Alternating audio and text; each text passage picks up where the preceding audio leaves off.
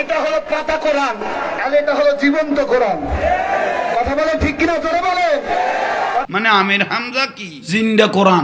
কিছুদিন আগে জেল থেকে বের হয়েছে আমির হামজা নামক এক হুজুর, উনাকে দেখাই দিচ্ছেন খোদা কোরআন দেখো, ওকে দেখো।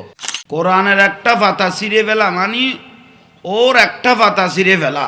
জায়গায় একটা মাহফিল চলতেছে, দেখতেছি এক হুজুর হাতে একটা কোরআন শরীফ নিয়ে, কিছুদিন আগে জেল থেকে বের হয়েছে আমির হামজা নামক এক হুজুর, উনাকে দেখাই দিচ্ছেন খোদা কোরআন দেখো, ওকে দেখো। নাউজুবিল্লাহ বলেন। কোরআনের একটা পাতা ছিঁড়ে ফেলা মানে ওর একটা পাতা ছিঁড়ে ফেলা। জোরে বলেন নাউজুবিল্লাহ। মানে আমির হামজাকে কোরআন বলতেছেন, মানে আমির হামজা কি জিন্দা কোরআন। জোরে বলেন নাউজুবিল্লাহ।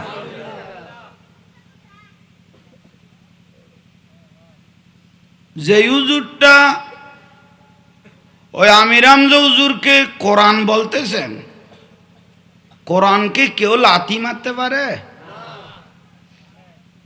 তো উনি টেলাটেলির মধ্যে অনেকে লাথি খায় না। রাতে যে বউয়ের সাথে ঘুমাইছে লাথি মারছে না?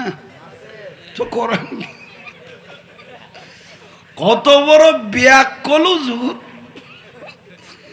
দেখেন আপনারা। এই হুজুরটা কোথায় 30 পারা কোরআন, বাল হুয়া কোরআনুম মজিদ ফি লৌহে মাহফুজ। আল্লাহ সুবহানাহু ওয়া তাআলা কোরআনকে আল্লাহ নিজে হেফাজত করবেন সেটা বলেছেন।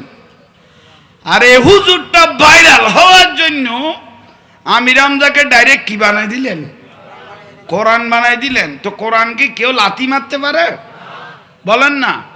লাথি মারলে ও ঈমান হারা হয়ে যাবে। কোরআনকে কেউ যদি লাথি মারে ঈমান হারা হয়ে যাবে, ঠিক না? তো উনি মেলা মজলিসে গেদে অনেকজনের লাথি খায় না। আর ফালঙে যদি স্ত্রীর সাথে শুই উন তো অটোমেটিক এমনও চলে।